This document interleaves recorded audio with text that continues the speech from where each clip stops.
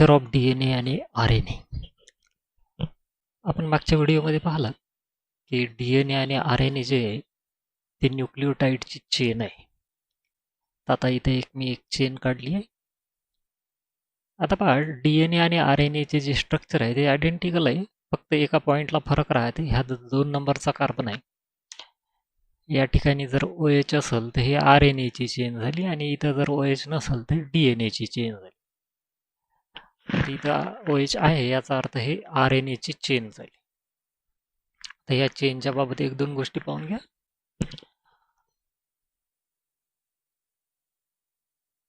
आता हा एक न्यूक्लिओटाइड झाला एवढा. याच्यामध्ये एक फॉस्फेट ग्रुप आहे, एक शुगर आहे आणि एक बेस आहे. तर हे फॉस्फेट ग्रुप आणि शुगर याला शॉर्टमध्ये MP म्हटलं जातं, मोनोफॉस्फेट. आणि मग या मोनोफॉस्फेटला हा ग्वेनिन जोडलेला आहे, नायट्रोजन बेस जोडलेला आहे. तर त्याचं फर्स्ट लेटर ग्वेनिनचा कॅपिटल G हे MP ला लावाच. म्हणजे या न्यूक्लिओटाइडचं नाव झालं मग GMP, ग्वॅनिन मोनोफॉस्फेट. सिमिलरली आता ह्या GMP ला जोडलेला जो दुसरा न्यूक्लिओटाइड आहे त्याचं नाव पहा कसं होईल. हे फॉस्फेट ग्रुप, हे शुगर, याला आपण मोनोफॉस्फेट म्हणतो. आणि या मोनोफॉस्फेटला जोडलेला हा जो नायट्रोजन बेस आहे तो आहे सायटोसिन. मग त्याचं कॅपिटल लेटर पहिलं म्हणजे CMP झालं. तर या पद्धतीने इंडिव्हिज्युअल न्यूक्लिओटाइड्सची नावं लिहिल्या जातात. फॉस्फेट ग्रुप आणि शुगरला MP म्हणायचं, मोनोफॉस्फेट. आणि मग त्याला जोडलेला जो कोणता नायट्रोजन बेस आहे त्याचं पहिलं लेटर घ्यायचं नावातलं कॅपिटल. सायटोसिन असेल तर C, ग्वॅनिन असेल तर कॅपिटल G, थायमिन असेल तर कॅपिटल T, युरॅसिल असेल तर कॅपिटल U, या पद्धतीने.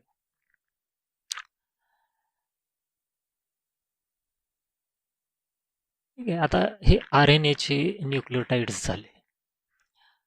आता समजा आपण याला DNA मध्ये इझिली कन्वर्ट करता येते. काय करावं लागते, फक्त हा जर OH काढून टाकला आपल्या इथून, हे डीऑक्सी झालं. मग आता याचं नाव लिहिताना काय लावल्या जाते, हा जो GMP शब्द आहे याला D लावल्या जाते, स्मॉल t. आणि वाचलं असं जाते डीऑक्सी ग्वॅनिन मोनोफॉस्फेट. तर स्मॉल d जर न्यूक्लिओटाइडच्या नावात प्रेझेंट असेल तर त्याचा अर्थ झाला तो न्यूक्लिओटाइड DNAचा आहे. जसं आता समजा इथेही तसं असेल, हा जो OH आहे तो नसेल इथं, हे डीऑक्सी झालं. मग नाव लिहिताना डीऑक्सी सायटोसिन मोनोफॉस्फेट असं नाव लिहायला लागतं. तर नावावर D असेल तर तो DNA चा न्यूक्लिओटाइड झाला, आणि नावावर D नसेल तर तो मग RNA चा न्यूक्लिओटाइड झाला. आता पहा या चेनकडे अजून एकदा पाहून घ्या. हा एक न्यूक्लिओटाइड, हा दुसरा, मग तिसरा, अशी लांब चेन आहे. तर हा जो पहिला न्यूक्लिओटाइड आहे याचा पहा. आता समजा हा जर पहिला न्यूक्लिओटाइड असेल तर काय होईल, हे जे बॉन्ड आहे हा राहणार नाही, तिथे एक मायनस चार्ज राहील असं. म्हणजे हे चेन इथं संपली. आता इथून इकडे आहे, इथून इकडे नाही आहे. याला 5 एंड म्हटलं जातं. 5 एंड कशासाठी, हे या 5 वरून हे नाव येत आहे. तर ह्या चेनचं हे 5 एंड झालं. आणि खाली जर गेलो आपण तर 3 एंड आहे. आता हे 3 एंड आहे. त्या न्यूक्लिओटाइड चेनला 2 एंड्स आहे. पहिल्या नंबरवर 5 नंबरचा कार्बन राहते तर 5 एंड, आणि शेवटी तिसऱ्या कार्बनची लिंक राहते म्हणून 3 एंड. तर याला जर याची स्कीम काढायची असेल तर पहा कशी काढल्या जाते. एक एक फॉस्फेट ग्रुप आहे,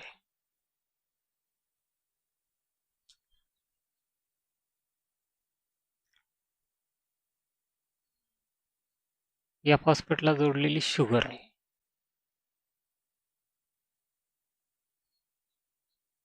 आणि या शुगरला जोडलेला एक बेस आहे. याला सध्या आपण B1 म्हणू. हा एक न्यूक्लियोटाइड झाला. हा एवढा एक न्यूक्लियोटाइड झाला.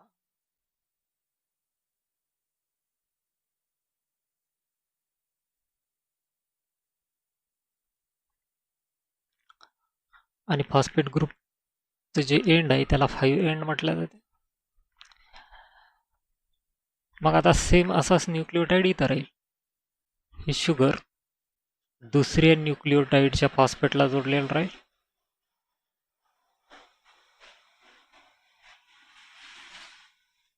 मग तो फॉस्फेट शुगरला जोडलेला राहील. शुगरला जोडलेला दुसरा बेस राहील. याला B2 म्हणून सध्या. हा दुसरा न्यूक्लियोटाइड झाला.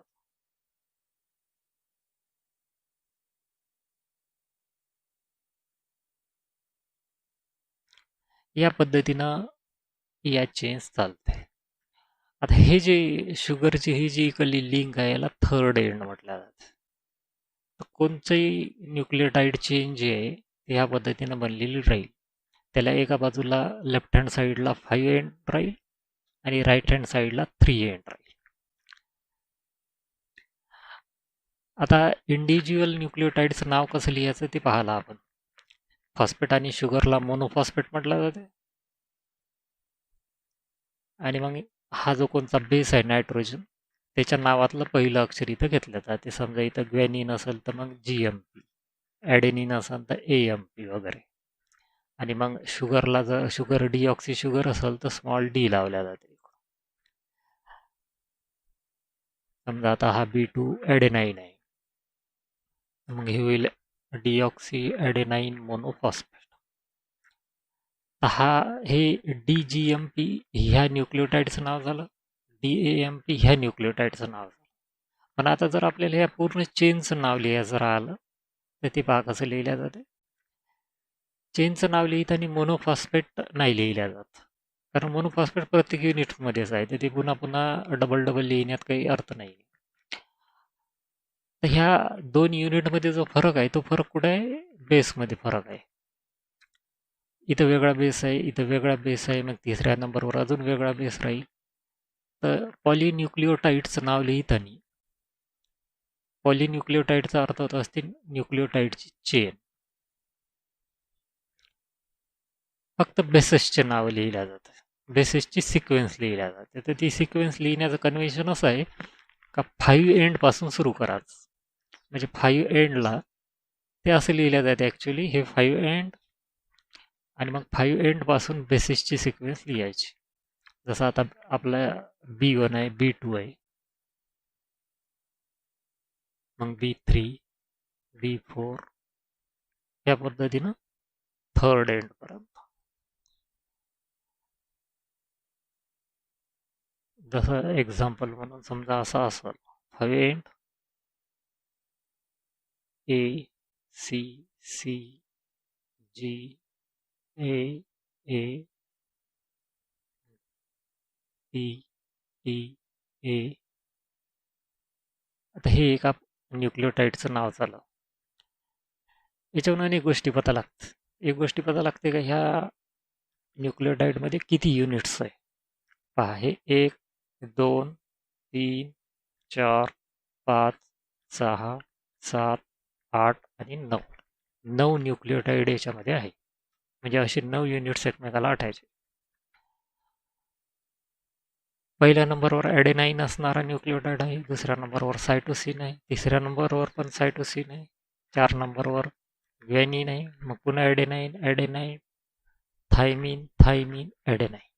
ह्या पद्धतीनं नाव लिहिल्या जातं. याचा एक याच्यावर एक क्वेश्चन अशा टाईपचा आहे, ते draw NEET diagram for AMP DAMP. म्हणजे ही न्यूक्लियोटाइडचं स्ट्रक्चर काढा म्हणत आहे.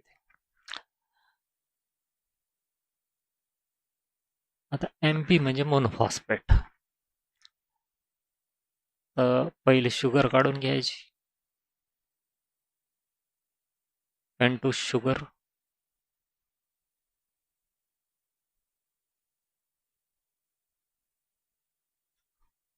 OH, कारण हे RNA आहे.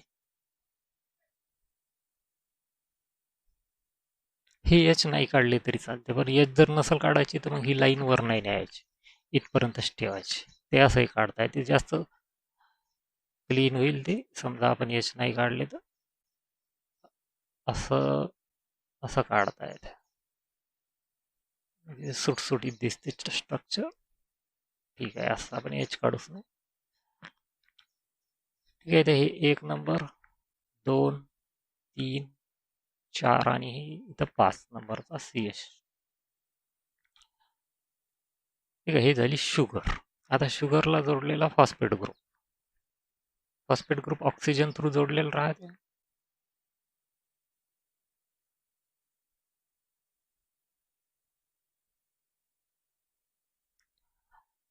हे झालं MP, मोनोफॉस्फेट. आता याच्यात प्रॉब्लेम येते ॲडेनाईन काढताना. ॲडेनाईन जर तुम्हाला माहीत नसेल तर मात्र हे काढता येणार नाही. जसं ॲडेनाईन इकडं काढू नये आपल्याकडं.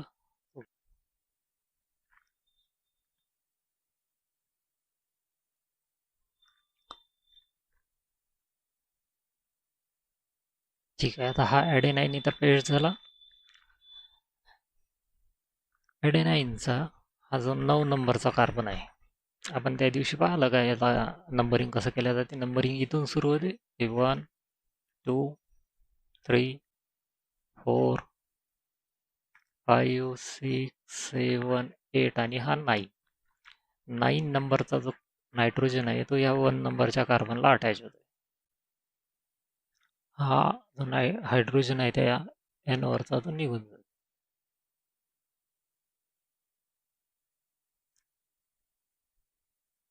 हा झाला ॲडेनी.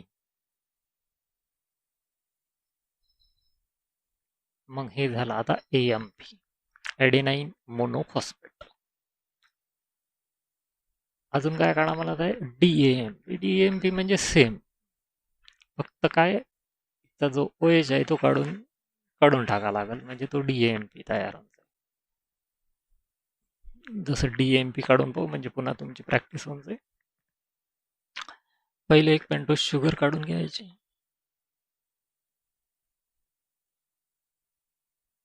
आता इथं OH नाही काढायचा, कारण D काढायचा आहे आपल्याला.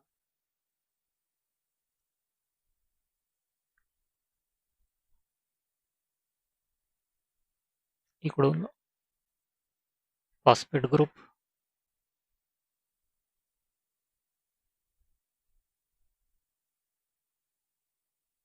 इकडून नायट्रोजन बेस. आता मगाचा आपण इथं पुन्हा वापरू ॲडेनाईन.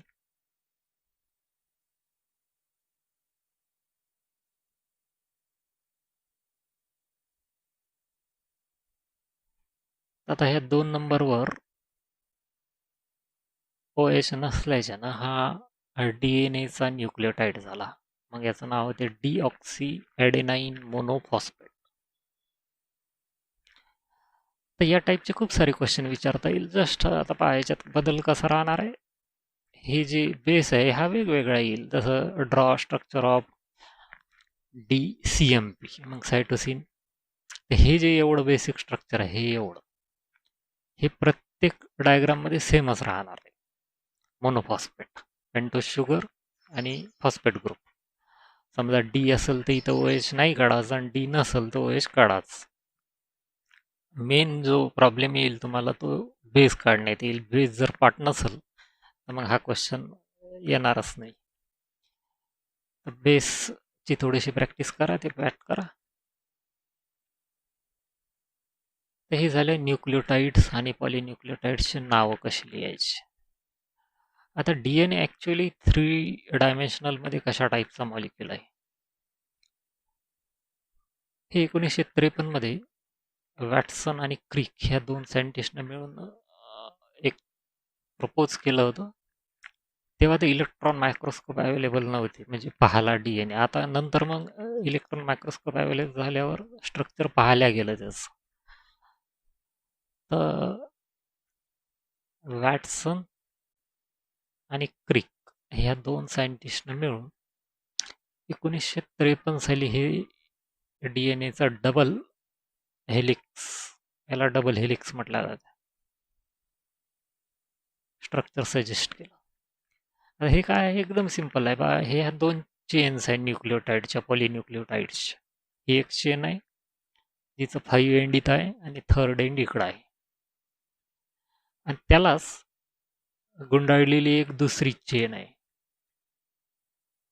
ती उलटी राहते. म्हणजे आता हे पहिली चेनचं 5 एंड इकडं आहे, तर दुसऱ्या चेनचं थर्ड एंड तिथं आहे, आणि मग इकडं 5 एंड राहील. तर ह्या कॉम्प्लिमेंटरी आहे. आता याच्यात जे महत्त्वाचा पॉईंट आहे तो आहे, आता याचे जे बेसिस आहे, जसं पहा हा 5 एंडचा ॲडेनाईन आहे आणि ह्या थर्ड एंडचा किंवा ह्या चेनचा थायमिन आहे. आता हे असे शेजारी शेजारी आले, शेजारी शेजारी आल्याबरोबर त्यांच्यामध्ये हायड्रोजन बॉन्ड्स तयार होते. हे जे आपण डॅश काढले असे हायड्रोजन बॉन्ड्स आहे. हे नायट्रोजन बेसिस असल्याच्या ना त्यांच्यामध्ये हायड्रोजन बॉन्ड्स तयार होते. ते ए आणि टीच्या दरम्यान 3 हायड्रोजन बॉन्ड्स तयार होते. सिमिलरली सायटोसिन आणि ग्वॅनिनच्या दरम्यान 2 हायड्रोजन बॉन्ड्स तयार होतात. आता याच्यात एक लक्षात ठेवायची का ही पेअर कॉन्स्टंट आहे. म्हणजे जसं एचा बॉन्ड टी सोबतच तयार होऊ शकते, एचा बॉन्ड जी सोबत नाही तयार होऊ शकत. म्हणजे हे या टाईप काहीच नाही आहे, किंवा सीचा बॉन्ड टी सोबत नाही तयार होऊ शकत. त्यांना कॉम्प्लिमेंटरी पेअर्स म्हटल्या जाते. ए नेहमी बॉन्ड होईल टी सोबतच, सी नेहमी बॉन्ड होईल जी सोबतच. याला बेस पेअरिंग म्हटलं जाते.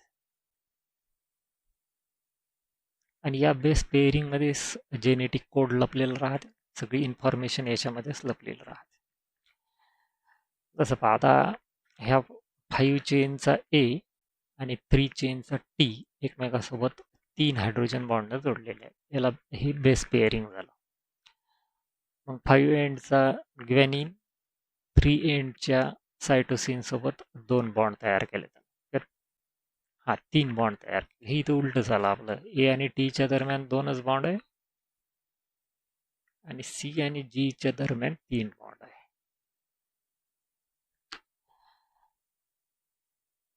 आता पुढं समजा हे उलट होऊ शकते. जसं पहा आता पहिले मगाशी काय घेतलं, आता आपण 5 एंडचा ए आणि 3 एंडचा टी घेतलं होतं, हे उलट येऊ शकते. 5 एंडचा आता ठीक आहे, आता ही चेन अशी आली इकडं, म्हणजे हे झालं. मग 5 एंडचा टी आणि 3 एंडचा ए यांच्यामध्ये बॉन्ड तयार होऊ शकते, किंवा हे उलट होऊ शकते, असं येऊ शकते, टी ए होऊ शकते.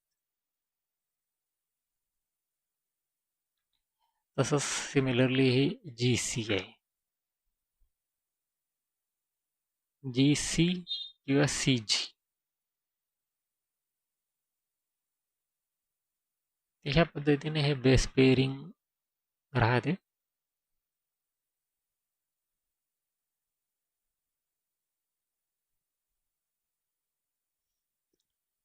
हे जे मधातले बॉन्ड आहे हे नेहमी डॉटेड काढायचे, कारण ते ॲक्च्युअली बॉन्ड नाही, ते हायड्रोजन बॉन्ड्स. या बेस पेअरिंगच्या ना हे ज्या दोन्ही चेन्स आहेत हे एकमेकासोबत ह्या स्ट्रक्चरमध्ये बांधलेलं राहते. याला राईट हँडेड हेलिक्स म्हटलं राहतं, राईट हँडेड डबल हेलिक्स.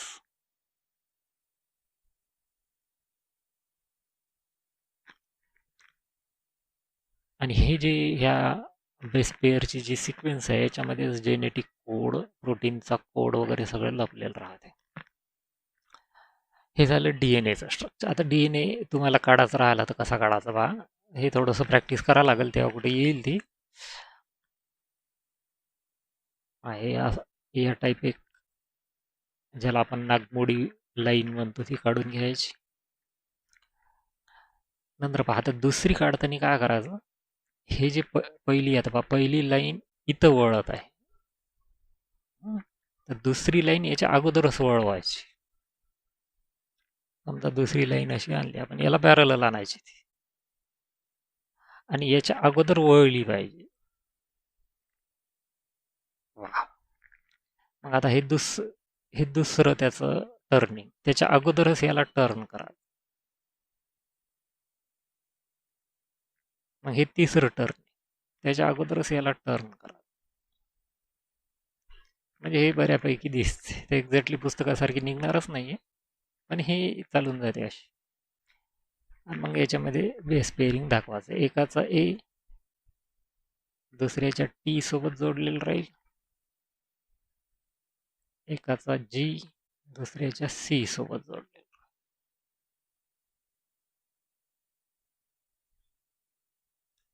तर ह्या पद्धतीनं डबल स्ट्रँडेड डीएनए काढता येते. आरएनए मध्ये सिंगलच चेन राहते. आरएनए मध्ये सिंगल चेन असल्याच्यानं मग त्याच्यामध्ये बेस पेअरिंग पण नाही राहत. त्याच्यामुळे आरएनए मध्ये कुठलाही कोड नाही राहत. याच्यामध्ये बेस पेअरिंग आहे आणि या बेस पेअरिंगच्या ना डीएनए मध्ये जेनेटिक कोड लपलेला राहते.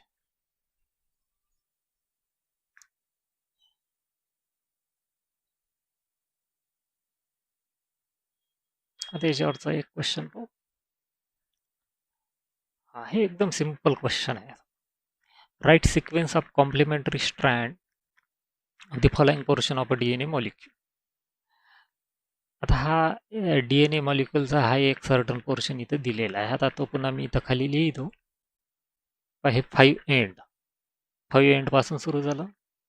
मग ए आहे, मग सी आहे, मग जी आहे, मग टी आहे, मग ए आहे, मग सी आहे, आणि हे 3 एंड. आता याचा कॉम्प्लिमेंटरी स्ट्रँड म्हणजे आता हे समजा एक स्ट्रँड झाला, याचा जो कॉम्प्लिमेंटरी स्ट्रँड राहील तो कसा राहील किंवा त्याच्यामधली बेसेसची सिक्वेन्स कशी राहील ते लिहायची. ते इझिली लिहिता येते. त्याच्यासाठी हे जे आपण मगाशी बेस पेअरिंग लिहिलं होतं ते लिहायचं. पहा, ए नेहमी टी सोबत जोडलेलं राहते आणि जी नेहमी सी सोबत जोडलेलं राहते. ए टी जी सी हे लक्षात ठेवा. ठीक आहे. आता पहा, आता याचं 5 एंड इकडं आहे म्हणजे जो कॉम्प्लिमेंटरी स्ट्रँड राहील त्याचं 3 एंड इथं राहील. ठीक आहे. नंतर पहा, ए सोबत काय जोडलेला राहणार आहे? टी. सी सोबत काय जोडलेलं राहणार आहे? जी. पुन्हा जी आहे. जी सोबत काय जोडलेलं राहणार आहे? सी. टी सोबत काय जोडलेलं राहणार आहे? ए. ए सोबत काय जोडलेलं राहणार आहे? टी. सी सोबत काय जोडलेलं राहणार आहे? जी. आणि थर्ड एंडच्या ऐवजी इथं 5 एंड. तर हे झालं, ही झाली कॉम्प्लिमेंटरी स्ट्रँड. हे एक आणि ही दुसरी, आणि मग हे दोन स्ट्रँड एकमेकासोबत अशा गुंफलेल्या राहतात. तर या पद्धतीने खूप इझिली हा क्वेश्चन सॉल्व्ह करता येतो. ATGC हे लक्षात ठेवायचं.